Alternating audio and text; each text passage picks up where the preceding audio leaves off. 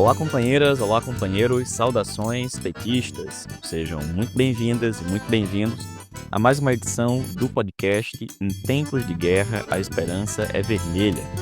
Hoje é sexta-feira, dia 6 de março. Eu sou Patrick e toco a conversa junto com vocês. No episódio de hoje, falamos sobre os ataques de Estados Unidos e Israel contra a República Islâmica do Irã.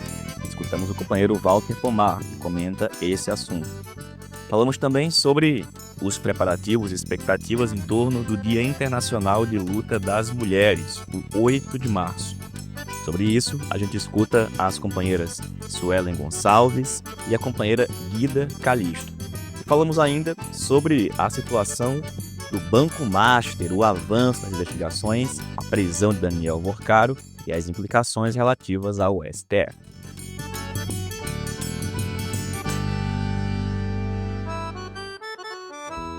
Pessoal, começamos a edição de hoje aqui do podcast falando da conjuntura nacional. Afinal de contas, há poucos dias, Daniel Vorcaro foi preso. Preso mais uma vez por decisão do STF e agora do ministro relator do caso, André Mendonça.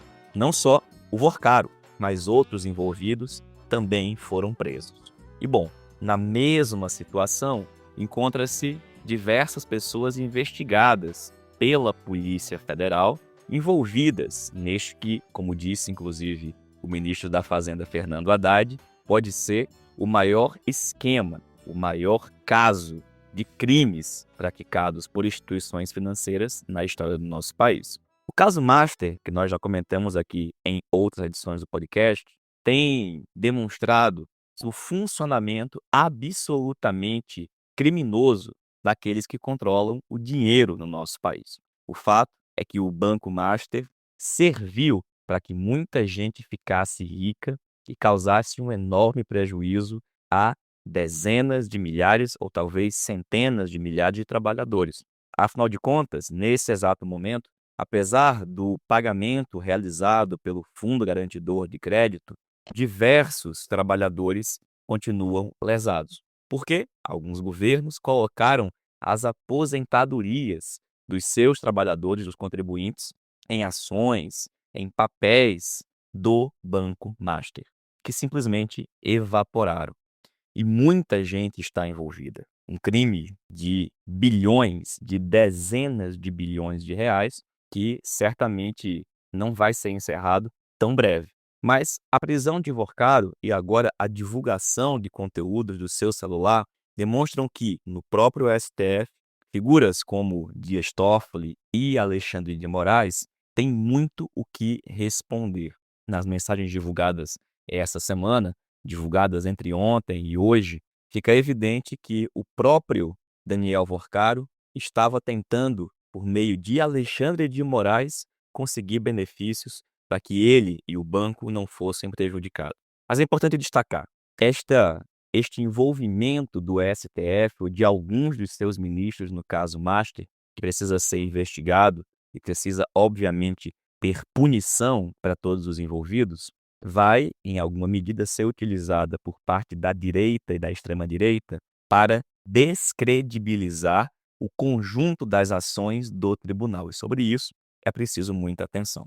É preciso atenção porque, ao tentar colocar todo o Supremo Tribunal Federal e todas as suas ações sobre suspeita, o objetivo da extrema-direita é criar condições para retomar e avançar com a pauta da anistia. Um tema que, apesar de para alguns parecer superado, sabemos que para a extrema-direita não está.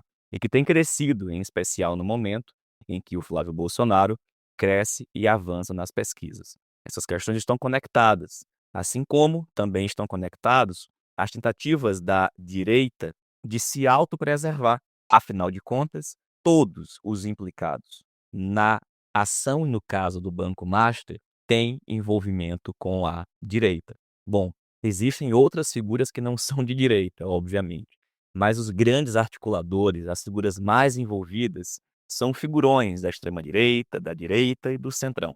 Razão pela qual, além de tentar criar condições para a anistia, também é uma tentativa de salvo-conduto. É preciso que acompanhemos de perto as investigações, que nós, inclusive, nos manifestemos em favor da apreciação de absolutamente todos aqueles documentos, todas as investigações possíveis para que os culpados sejam identificados e punidos.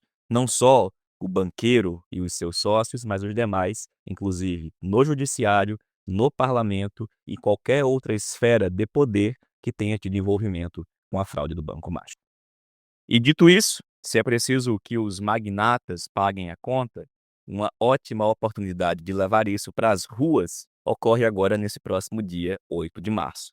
O Dia Internacional de Luta das Mulheres precisa ser marcado por mobilizações no país.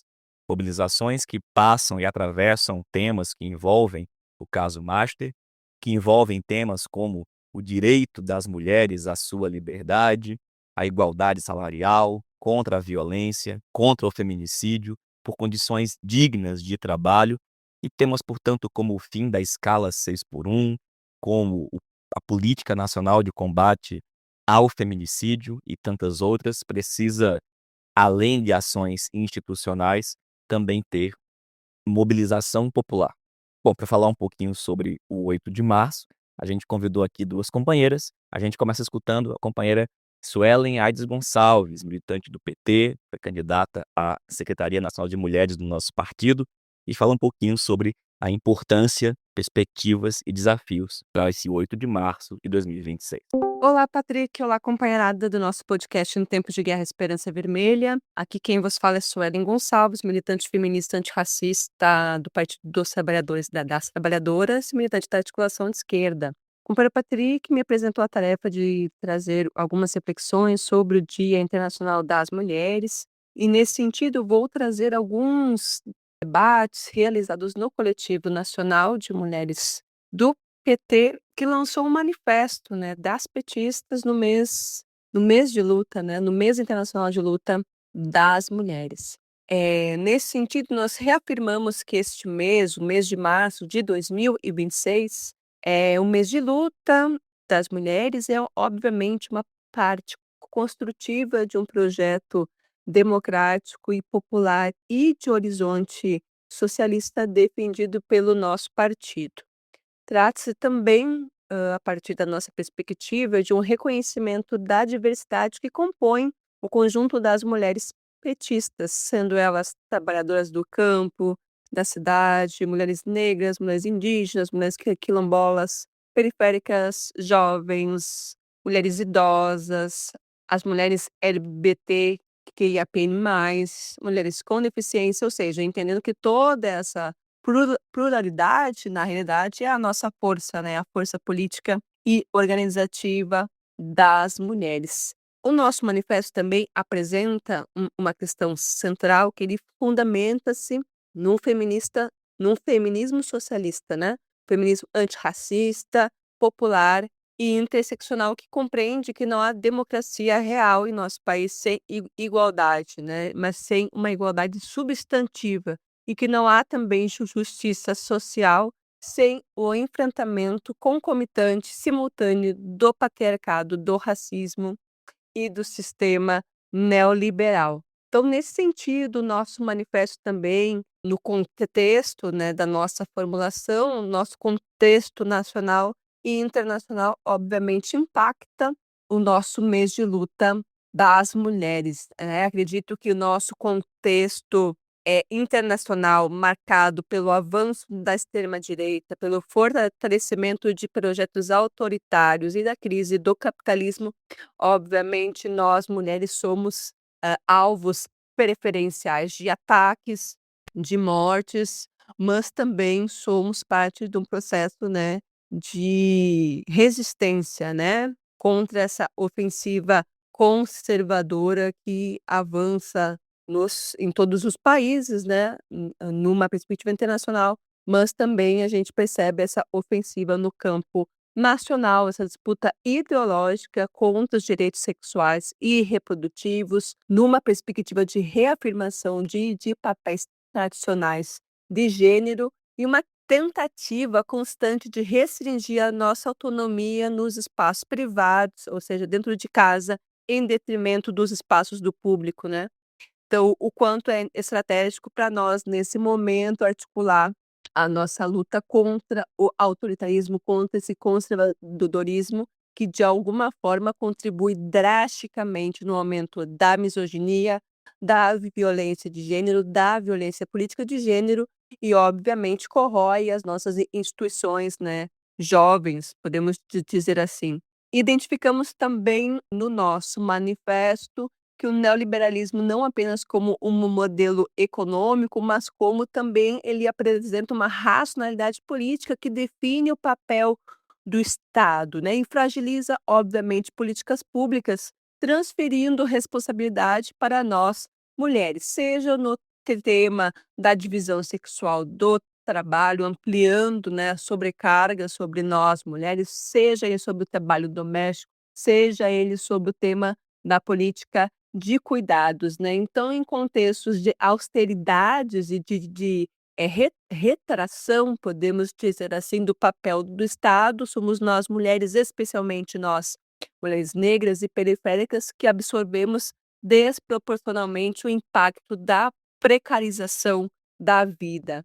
No plano internacional, a gente percebe que essa intensificação de conflito armado, disputas geopolíticas e práticas imperialistas, obviamente, aprofundam as vulnerabilidades na qual as meninas e as mulheres estão submetidas, desde a fome, desde a violência sexual, desde o enfrentamento, né, à autodeterminação dos povos e, em última instância, essa perspectiva de dominação imperial e de exploração global que, de alguma forma, atinge diretamente, né, a vida de meninas e mulheres neste contexto. Diante desse cenário, entendemos que esse ano as eleições de 26 são estratégicas para a gente consolidar um avanço de uma democracia ainda em construção e, obviamente, aprofundar as mudanças estruturais necessárias, né. Então, nesse sentido, a ampliação das nossas bancadas comprometidas com os direitos das mulheres, obviamente, é um horizonte estratégico que a gente volte a ter representatividade política, maior representatividade política, mas também garantia de continuidade de políticas públicas voltada à justiça social, à autonomia econômica, ao enfrentamento da violência, dos crimes de feminicídio e da violência política de gênero. É por isso que a gente sai às ruas. Então, esse ano, neste mês, especialmente no dia 8, que esse ano será num domingo, nós estaremos em inúmeras agendas país afora. Então, nós estaremos em marcha, lutando por dignidade, queremos vida e vida com dignidade, enfrentando as violações de direitos e, obviamente, esse ano também trazendo o debate central em relação ao enfrentamento aos feminicídios. Então, nesse sentido, nós, mulheres do PT, reafirmamos a luta feminista não é apenas uma agenda da nossa secretaria, e sim é um eixo estruturante de um projeto de sociedade baseado na igualdade, na justiça social. É por isso que caminharemos, estaremos em marcha, construindo as atividades do dia 8 de março em todas as cidades, nas capitais, aonde houver articulação de mulheres, estaremos nas ruas lutando, né, por um papel central das mulheres na reconstrução democrática no nosso país, mas obviamente na consolidação de um projeto político comprometido com o bem viver e com dignidade para todas nós. Patrick, muito obrigada. Vamos juntas. Até breve. Valeu, Suelen. Obrigado, companheira. E a gente escuta agora a companheira Guida Calisto, a Guida que é vereadora na cidade de Campinas, em São Paulo, e também comenta pra gente o tema do 8 de março. Olá, Patrick. Olá, ouvintes do podcast Em Tempo de Guerra Esperança Vermelha. Nesse 8 de março, não tem como deixar de falar sobre a epidemia de violência que nós, mulheres brasileiras, estamos submetidas. Em 2025, todos os dias, 6 mulheres foram assassinadas pelo simples fato de serem mulheres. Isso não é um fato isolado, isso é feminicídio. Esses dados são alarmantes, porque no estado de São Paulo, em 2025 também, 270 mulheres foram mortas e na região de Campinas, semana sim, semana não, uma mulher foi vítima de feminicídio. Bom, muito preocupado com essa situação, o presidente Lula lançou o Pacto Nacional de Enfrentamento ao Feminicídio, uma medida extremamente importante que visa prevenir, enfrentar e erradicar todas as formas de violência contra as mulheres. No entanto, 8 governadores de estado não assinaram esse pacto.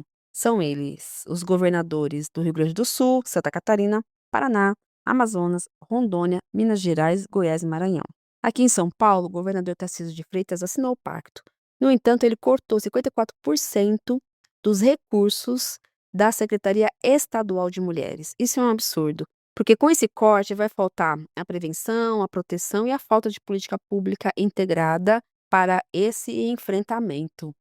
O deputado estadual Barba, deputado pelo PT aqui no nosso estado, apresentou um pacto estadual muito pautado nesse pacto nacional, e nós aqui em Campinas também acompanhamos esse mesmo projeto e apresentamos um pacto municipal de enfrentamento ao feminicídio e contra esse processo violento contra as mulheres. É muito importante medidas como essa, e é muito importante também que ocupemos as ruas nesse 8 de março e gritando em alto bom som pela vida das mulheres. Ocuparemos as ruas também, Patrick, em luta pelo fim da escala 6x1. A classe trabalhadora brasileira é composta majoritariamente por mulheres que cumprem uma escala de trabalho 7x0, porque na nossa única folga, quando estamos na escala 6x1, ela é preenchida pelo trabalho invisível, pelo trabalho do cuidado. Nesse sentido, acabar com a escala 6x1 é uma pauta extremamente importante e que vem atingir positivamente a vida das mulheres, porque somos nós que estamos submetidas nessa jornada extenuante, desumana e principalmente em trabalhos precarizados. Portanto, também estaremos nas ruas lutando pelo fim da escala 6x1. E por último, Patrick, não menos importante, estaremos nas ruas pautando a importância da soberania nacional. Vivemos num contexto internacional de guerra, de escalada de violência, comandada pelos Estados Unidos, o que aconteceu na Venezuela, o que tem acontecido em Cuba, na América Latina, e também o que aconteceu no Irã. O Irã foi atacado de forma brutal e principalmente atingido numa escola que era ocupada por meninas. Num contexto de guerra, nós, mulheres, somos as mais atingidas, somos as mais impactadas numa situação de guerra, de miséria e de violência. Por isso, também estaremos nas ruas nesse 8 de março, pautando e lutando e defendendo a nossa soberania nacional. Viva as mulheres! Valeu, Guida. Obrigado, companheira. Que nesse domingo nós tenhamos muita mobilização, nós tenhamos em todo o país grandes atos em defesa da vida e dos direitos das mulheres. E dito isso, a gente entra agora no tema da conjuntura internacional. E para falar desse assunto, com destaque para o que está ocorrendo nesse exato instante que estamos conversando, os ataques do Estado de Israel e dos Estados Unidos, ou seja, do regime sionista e do regime trampista contra a República Islâmica do Irã, a gente convidou o companheiro Walter Pomar. O Walter, que é professor e atualmente é diretor de cooperação internacional da Fundação Perseu Abramo. O companheiro Walter Pomar, que a gente escuta a partir de agora. Olá, Patrick. Olá, ouvintes do podcast A Esperança é Vermelha. Pois é, Patrick, no dia 28 de fevereiro de 2026, aconteceu um ataque conjunto dos Estados Unidos e de Israel contra a República Islâmica do Irã. Esse ataque aconteceu quando ainda estavam em curso as negociações diplomáticas entre Estados Unidos e Irã, confirmando que o comportamento dos Estados Unidos e o comportamento de Israel nesse episódio e em outros episódios, ele é criminoso e é terrorista. Frente a isso, frente a esse ataque, o Irã tem o direito de se defender. E a atitude de todos os governos, de todos os povos, de todos os partidos de esquerda, de todas as organizações da classe trabalhadora no mundo inteiro, deve ser a de expressar sua solidariedade ao Irã e ao direito do Irã se defender. E, além disso, especialmente no caso nosso aqui no Brasil, é preciso tomar medidas imediatas e medidas estruturais em defesa da nossa soberania nacional. É evidente que para os Estados Unidos é essencial controlar América Latina e Caribe, e o Brasil é a joia da coroa. Eles já estão interferindo na eleição brasileira e vão continuar fazendo isso. Nós vamos ganhar a eleição e vamos continuar sendo ameaçados por eles, e por isso é urgente adotar medidas imediatas e estruturais em defesa da nossa soberania. E frente à agressão combinada dos Estados Unidos e de Israel, nós devemos evitar toda e qualquer contemporização. Do mesmo jeito que aconteceu na época da luta contra o nazifascismo, a contemporização só tem como efeito a ampliação da escalada agressiva. A verdade é que não haverá paz no mundo enquanto essa aliança imperialista sionista não for totalmente derrotada. E, Patrick, se você quiser mais detalhes, eu sugiro que você puxe o áudio da introdução que eu fiz para o programa Janela Internacional, em que eu falo largamente da guerra. É isso, vamos continuar na luta pela paz e vamos nos preparar para o que vem pela frente, que serão mais e mais tempos de guerra. Enquanto houver capitalismo, enquanto houver imperialismo, essa ameaça continuará pairando sobre a humanidade. Bom, Walter, perfeito. A gente vai colocar aqui então agora o trecho do editorial do programa Janela Internacional, cuja íntegra está disponível no YouTube. O programa pode ser encontrado numa pesquisa por Janela Internacional. O editorial de hoje será dedicado ao ataque combinado que os Estados Unidos e Israel fizeram contra a República Islâmica do Irã. O ataque teve início no sábado, dia 28 de fevereiro. Um ato ilegal que viola o direito internacional. A mesma coisa ocorreu, é importante dizer, 2 meses antes, quando os Estados Unidos atacou a Venezuela e sequestrou o presidente Nicolás Maduro e a parlamentar Cília Flores. Também foi um ato ilegal que viola o direito internacional. Esse ataque do dia 28 de fevereiro tem um componente também inusitado. Ele ocorreu em meio a negociações entre Estados Unidos e Irã sobre o suposto contencioso do ponto de vista dos Estados Unidos, que é o programa nuclear iraniano. O principal mediador dessas negociações, o primeiro-ministro de Omã, disse que as negociações estariam sendo produtivas, com avanços significativos. E eis que, no meio das negociações, Estados Unidos e Israel atacam, sem aviso prévio, a República Islâmica do Irã. Isso permite aquilatar quanto vale o blá blá blá acerca de Trump ser um pacifista, algo que ele diz de si mesmo, inclusive reivindicando o Prêmio Nobel da Paz. A estratégia de segurança nacional dos Estados Unidos, lançada no dia 25 de novembro, se a memória não me falha, do ano passado, diz que Trump pacificou 8 conflitos. Pois bem, em um ano, Donald Trump ordenou mais ataques militares do que Joe Biden durante seus 4 anos de mandato. E Joe Biden está muito longe de ser um pacifista.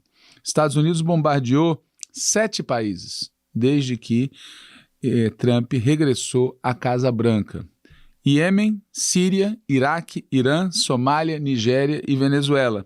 E, além disso, assassinou o líder do Irã e sequestrou o líder da Venezuela. Esses ataques, portanto, contradizem a retórica anti-intervencionista que Trump fez durante a sua campanha presidencial em 2024. Ele chegou a dizer, já depois de eleito, num discurso feito na Academia de West Point, que ele estaria dando fim, estaria acabando com as cruzadas de reconstrução de nações em países que não desejam associar-se conosco, fecha aspas. Fez essas promessas durante a campanha eleitoral, falou disso depois da campanha eleitoral, e talvez isso explique por que pesquisa realizada no dia mesmo do ataque contra a República Islâmica do Irã tenha confirmado que esse ataque militar é impossível popular nos Estados Unidos. 44% dos entrevistados se declarou contrário e 34% aprovou os ataques, sendo que os que se declaram a favor são majoritariamente ligados ao Partido Republicano, que é o partido de Donald Trump. 69% dos entrevistados vinculados ao Partido Republicano, né, eles aprovam a operação militar. Já entre os simpatizantes dos democratas, só 10%. E entre aqueles que são independentes, apenas 20% apoiam a força, o ataque, a violência, o crime cometido pelo governo de Donald Trump.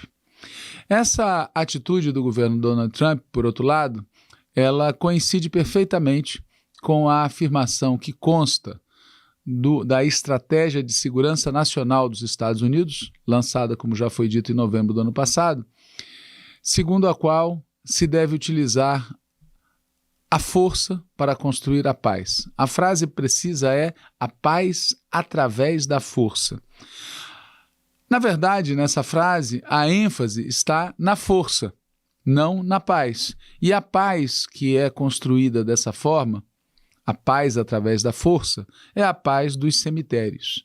É claro que isso tudo tem relação direta com o complexo militar industrial que segue tendo um papel imenso, brutal, avassalador, tanto na economia estadunidense quanto na política estadunidense. Claro também que esse comportamento violento tem relação direta com o fato de que esse é o argumento que resta para a potência declinante chamada Estados Unidos, que perdeu competitividade econômica, perdeu competitividade tecnológica, perdeu atratividade política, perdeu influência ideológica, mas continua controlando o principal arsenal militar do planeta e usa esse arsenal para tentar reocupar o lugar que já teve no passado.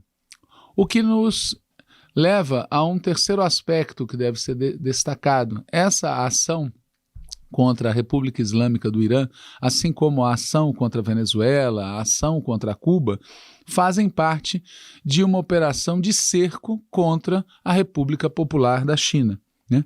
Esse cerco está previsto na Estratégia de Segurança Nacional de novembro de 2025.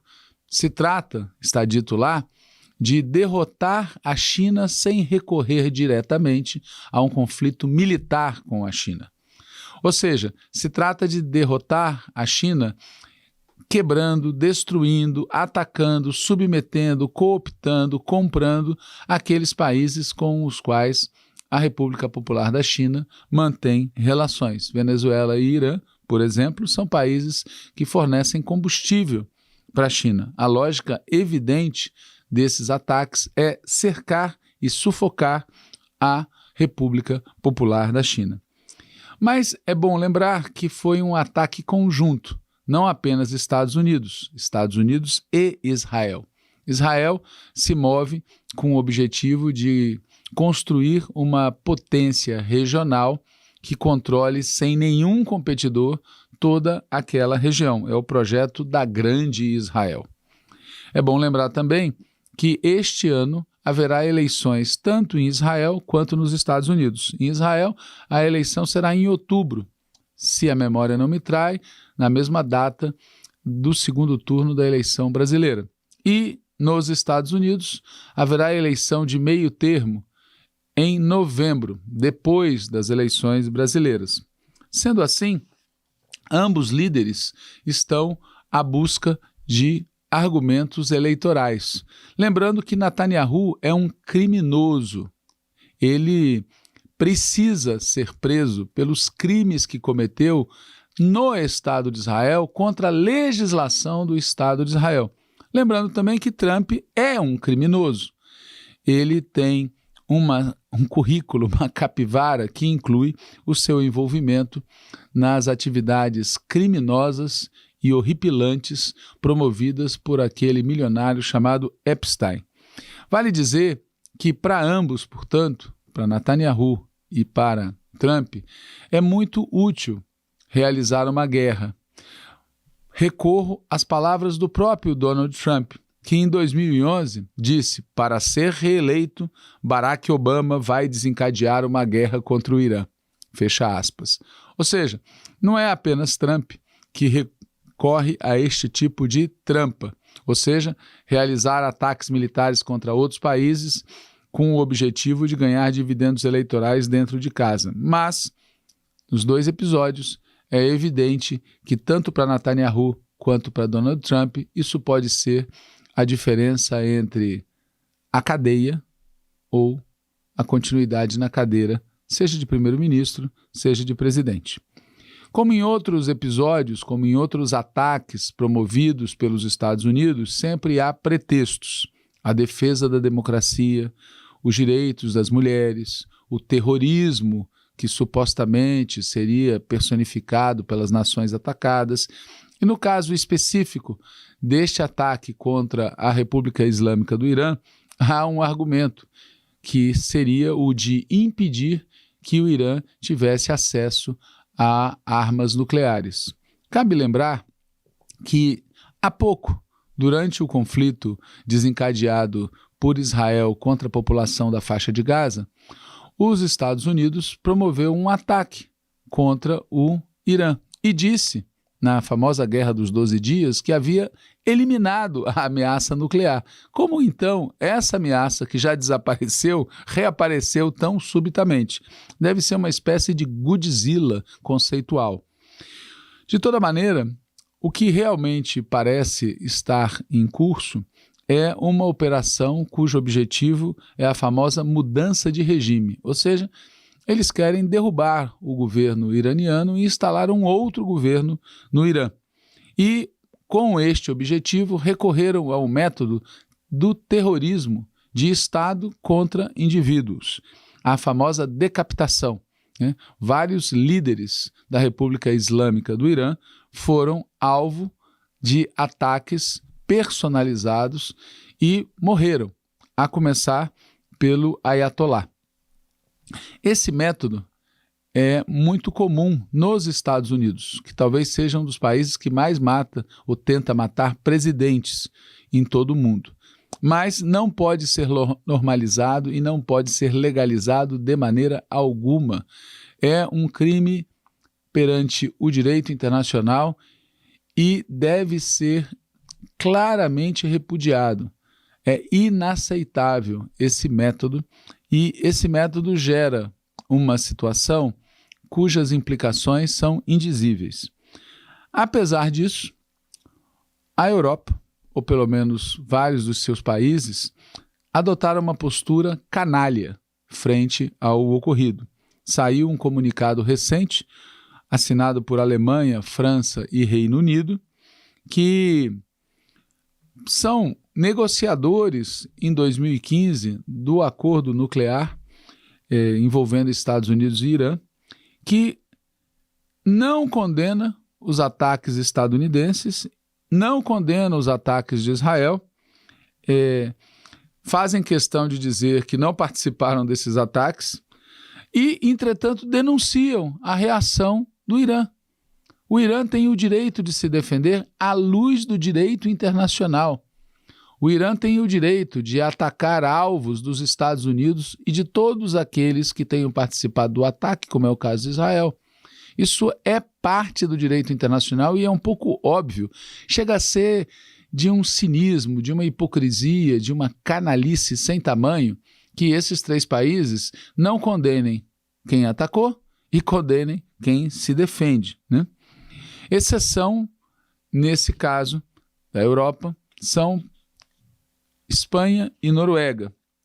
Pedro Sánchez, presidente, o que equivaleria a dizer primeiro-ministro, soltou imediatamente nas suas contas nas redes sociais uma mensagem que diz: rechaçamos a ação militar unilateral dos Estados Unidos e Israel, que supõe uma escalada e contribui a uma ordem internacional mais incerta e hostil. Pedro Sánchez também rechaça as ações do regime iraniano e da Guarda Revolucionária, diz que não podemos permitir outra guerra prolongada e devastadora no Oriente Médio, exige a desescalada imediata e o pleno respeito do direito internacional e diz que é hora de retomar o diálogo e alcançar uma solução política duradoura para a região. Portanto, no caso de Pedro Sanches, ele critica as ações do Irã em reação, mas critica, em primeiro lugar, a ação militar unilateral dos Estados Unidos e Israel. Outro que também condenou foi, como já foi dito, o representante, o ministro a cargo das Relações Exteriores da Noruega, e também o Guterres das Nações Unidas soltou uma nota denunciando as ações militares praticadas no Oriente Médio. O governo brasileiro soltou no próprio dia 28 de fevereiro uma nota, da qual eu vou ler os 2 parágrafos principais. Abre aspas. O governo brasileiro condena e expressa grave preocupação com os ataques realizados hoje, 28 de fevereiro, pelos Estados Unidos e Israel contra alvos no Irã. Os ataques ocorreram em meio a um processo de negociação entre as partes, que é o único caminho viável para a paz, posição tradicionalmente defendida pelo Brasil na região. O Brasil apela a todas as partes que respeitem o direito internacional e exerçam máxima contenção, de maneira a evitar a escalada de hostilidades e a assegurar a proteção de civis e da infraestrutura civil. O Partido dos Trabalhadores também soltou uma nota no dia 28 de fevereiro. A nota, intitulada Em Defesa da Paz e do Sistema Multilateral Internacional, afirma, abre aspas, neste 28 de fevereiro, Estados Unidos da América e Israel lançaram um novo ataque militar contra o território do Irã, enquanto tratativas diplomáticas ainda estavam em andamento, sob a falsa justificativa, uma vez mais, de operação preventiva, com o objetivo de impedir o desenvolvimento de armas nucleares pelo regime iraniano. Ressaltamos a posição do governo brasileiro e apelamos às partes envolvidas para que respeitem o direito internacional, evitem a escalada das tensões e garantam a proteção de cidadãos e da infraestrutura civil. Também fazemos um chamado à comunidade internacional para trabalhar de forma unida e multilateral em direção à contenção de mais um conflito bélico que pode ter consequências imprevisíveis e que não utiliza discursos que possam vir a inflamar ainda mais o esforço. Seguiremos firmes em nossa posição de defesa de um mundo onde as relações entre as nações devem ser estabelecidas no direito internacional, na autodeterminação dos povos e no papel das organizações multilaterais como garantias desse sistema em prol da mediação de conflitos e defesa da paz. A Fundação Perseu Abramo também soltou uma nota que diz, abre aspas, Fundação Perseu Abramo condena os ataques realizados por Estados Unidos e Israel contra o Irã. A diretoria da Fundação Perseu Abramo condena os ataques realizados por Estados Unidos e por Israel contra a República Islâmica do Irã. É especialmente insidioso que os ataques tenham ocorrido em meio a um processo de negociação. Manifestamos nossa solidariedade ao povo do Irã, vítima da violência combinada do imperialismo e do sionismo, mostrando a que veio o Conselho da Paz liderado por Trump. Reafirmamos nossa posição em defesa da paz, da soberania nacional e do respeito ao direito internacional como único caminho para evitar uma guerra generalizada. A paz vencerá o terrorismo de Estado. Assina a diretoria da Fundação Perseu Abramo, também no dia 28 de fevereiro de 2026. Aqui no Brasil, muitas notas foram publicadas, muitos editoriais, muitos textos, mas nós temos aqui a obrigação de comentar o editorial do jornal O Estado de São Paulo, o Vetusto, aquele que foi fundado em 4 de janeiro de 1875, um dos editoriais mais nojentos que eu já li. O editorial chama-se Ninguém Vai Chorar pelo Irã.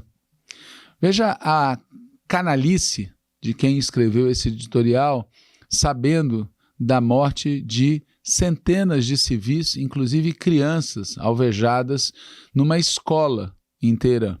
Ninguém vai chorar pelo Irã. Esse é o título do editorial do jornal O Estado de São Paulo, no domingo, dia 1º de março.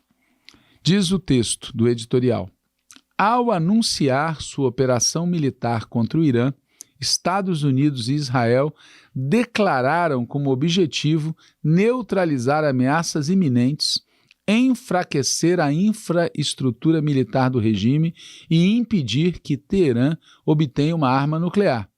Abre aspas. A hora de sua liberdade está ao seu alcance. Fecha aspas. Disse Donald Trump, dirigindo-se ao, abre aspas, honrado povo iraniano, fecha aspas. Abre aspas novamente, quando terminarmos, assumam o seu governo, só depende de vocês tomá-lo, fecha aspas. Veja que o primeiro parágrafo reproduz os argumentos dos Estados Unidos e de Israel, argumentos mentirosos. O Irã não era ameaça iminente para absolutamente ninguém, e não existe essa arma nuclear que vem servindo de pretexto seguido para ataques. Continuo a leitura do editorial. Há 4 décadas, a República Islâmica acumula um histórico de repressão interna, apoio a milícias terroristas e hostilidade aberta contra os Estados Unidos, Israel e países árabes, razão pela qual ninguém, no mundo civilizado, vai chorar pelo Irã. Essa expressão, no mundo civilizado, é a coisa mais... me falta a palavra educada para me referir a isso. O mundo civilizado é aquele que lançou bombas atômicas sobre Hiroshima e Nagasaki. O mundo civilizado é aquele que patrocinou a guerra do Vietnã. O mundo civilizado é aquele que devastou Pyongyang. O mundo civilizado é aquele que deu origem ao fascismo e ao nazismo.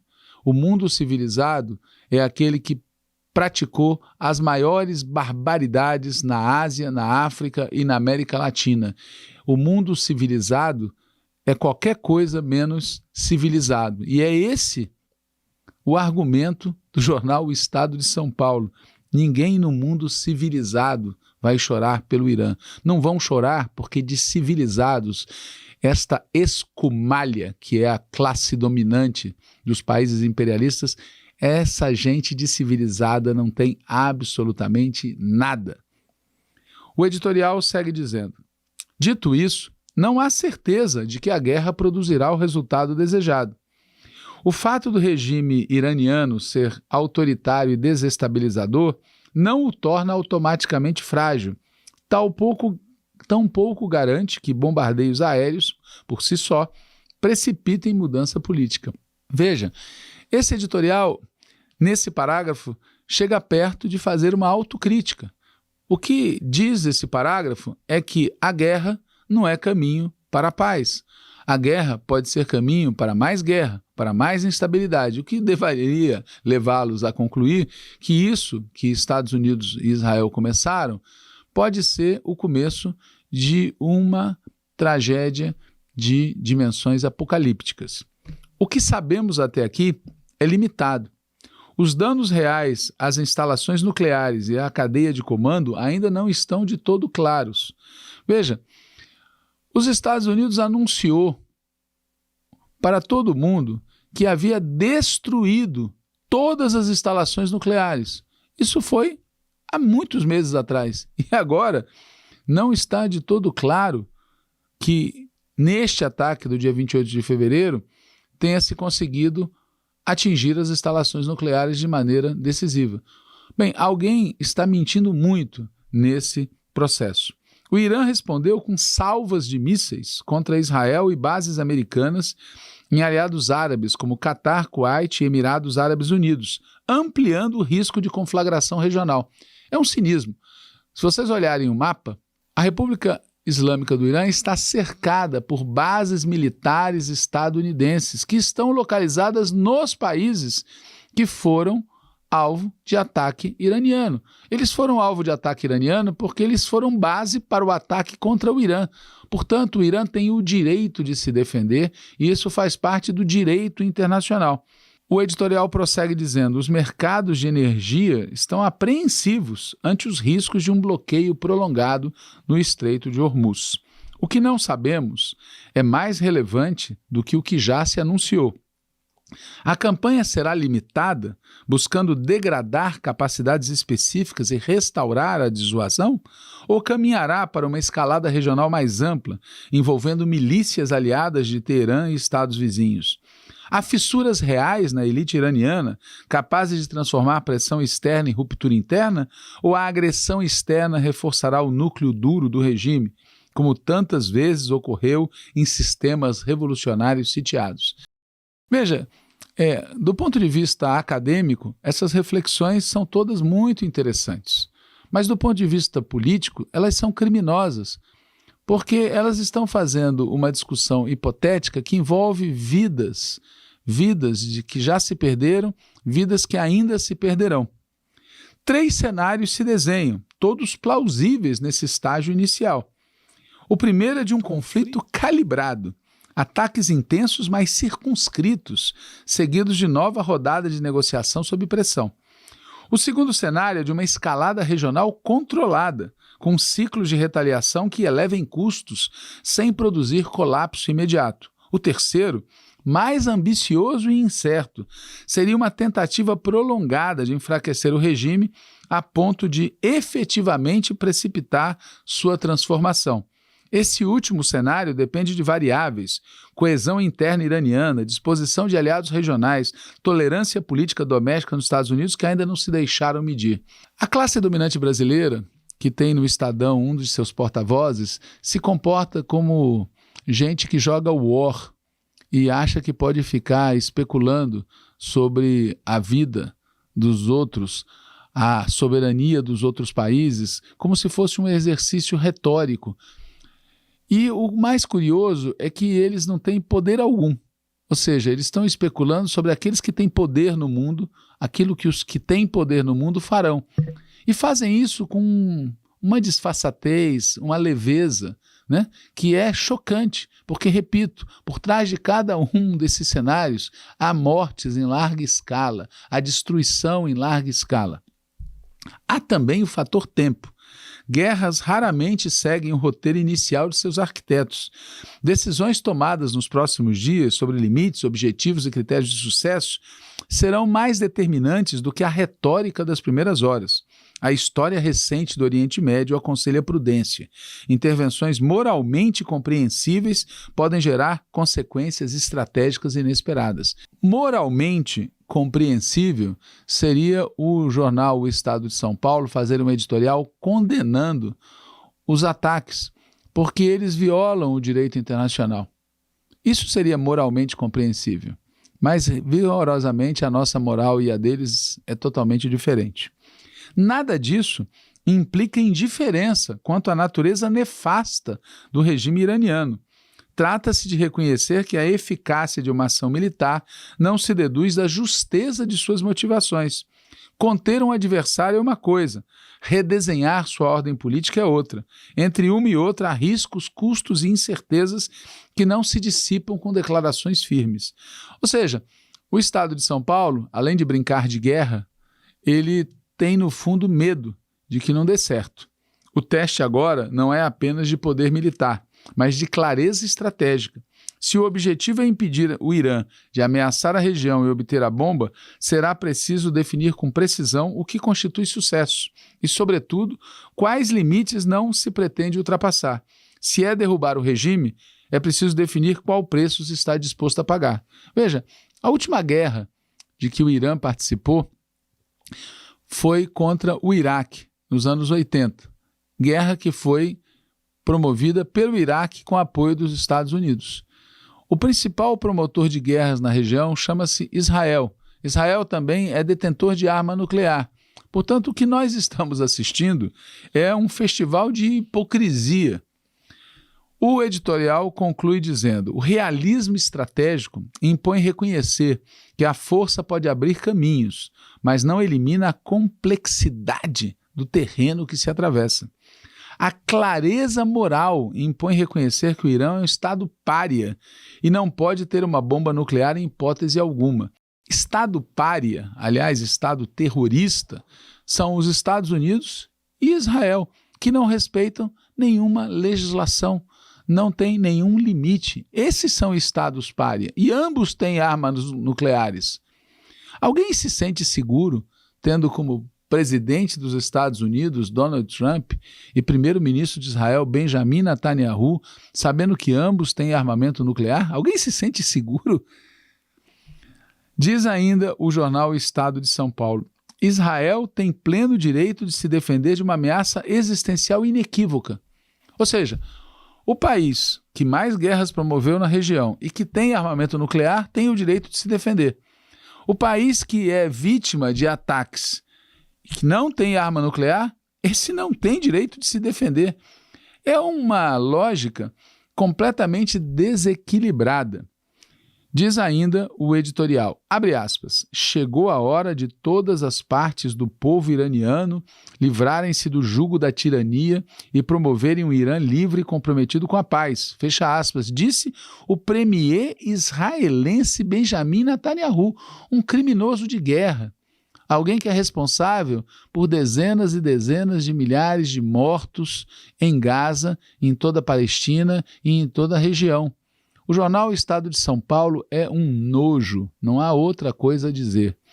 Diz ainda o editorial, sejam lá quais as motivações por trás da guerra, se esse for seu resultado, será bom para o mundo inteiro. Sejam lá quais as motivações.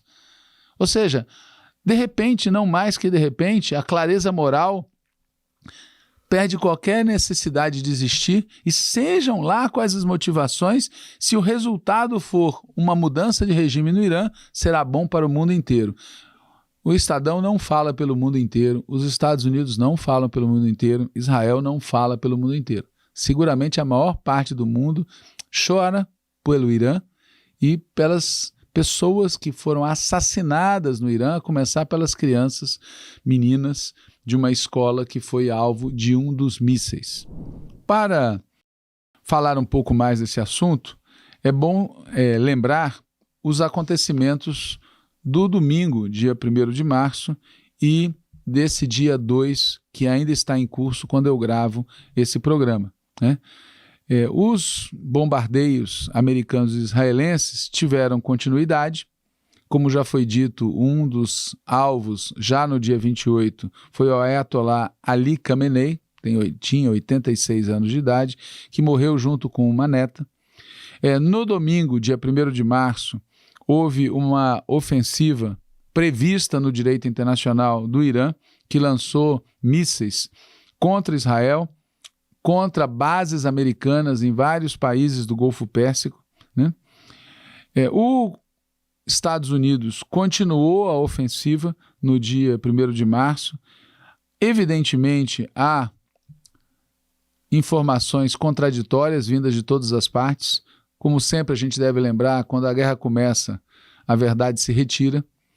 Mas o fato é que os Estados Unidos dá sinais de que sofreu mais do que imaginava inicialmente. Donald Trump, com sua atitude seguidamente mentirosa e farsesca e fanfarrona, disse que o governo do Irã já estava disposto a negociar e a resposta que ele recebeu de um dos altos funcionários da segurança iraniana foi que a nação iraniana está defendendo sua própria segurança, as forças armadas do Irã não iniciaram a agressão, que o conflito foi, como já foi dito, iniciado por Israel e Estados Unidos, e disse ainda esse cidadão, negando qualquer disposição de negociação enquanto os ataques continuem. Trump mudou a palavra de ordem Estados Unidos primeiro pela palavra de ordem Israel primeiro, portanto colocando em risco a vida de soldados americanos para atender os objetivos de Israel. Lembrando, como muita gente diz, que entre os muitos motivos para tudo isso, existe o fato de que o Epstein, ele gravava os encontros dos pedófilos que ele convidava para as suas festas com crianças.